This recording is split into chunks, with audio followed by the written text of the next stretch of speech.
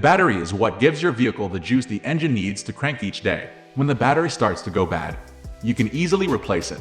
On the other hand, a bad alternator fails to properly recharge your battery as the car runs. It'll cost more to repair than a dead battery if the alternator goes bad. The signs of a bad alternator versus a bad battery are similar, making it difficult to diagnose the exact problem.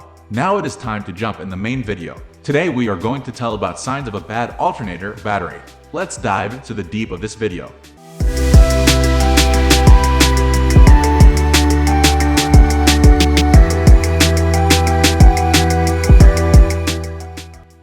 Signs of a bad battery.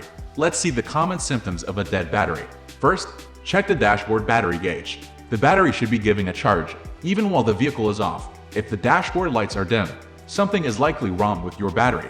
Try turning on your windshield wipers, lights, or automatic windows. Then make sure these are all turned off and once again try to start the car. Check for battery corrosion. If it still won't start, use a rag to carefully wipe away any corrosion on the battery and have someone jump start it. After running the motor for a while, turn the car off if you can't get it to restart.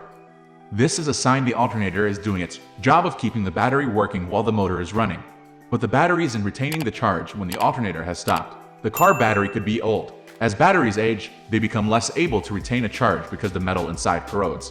On average, car batteries last between 3 and 5 years.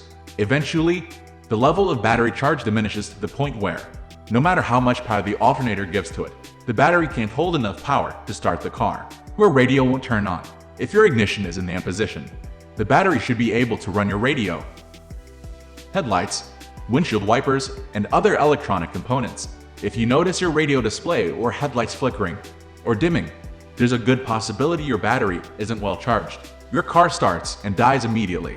This can happen for a number of reasons, but checking your battery is the best place to start. This is an odd problem that typically will happen only on certain vehicles, and it is a result of the battery having only enough voltage to start the car. Your battery is swollen. If your battery is bloated, you should be able to notice thanks to manufacturer design. You will easily be able to identify bulging in the battery's casing.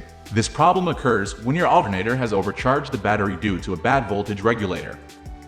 Signs of a bad alternator. Dim interior lights. While running the car, note the brightness of the interior lights. If the dashboard gradually dims, the alternator is likely at fault. Dim or overly bright headlights. Do you notice your headlights running brighter as you accelerate and dimming as you stop? This is often caused by the alternator not keeping the battery adequately charged. Growling noises. Did you hear a growling sound before the trouble started? That sometimes occurs before an alternator fails. Smell of burning rubber or hot wire. Are there signs your alternator is overheating, such as the smell of burning rubber or hot wires? If so, it's time to replace it. Test the alternator. Some may recommend running the engine with the negative battery cable disconnected to test the alternator.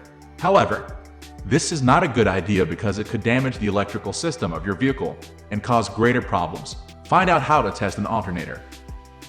We are almost wrapping up. These are the common differences between these two. Hope you like this video. Please comment, share, and subscribe to this channel for more videos.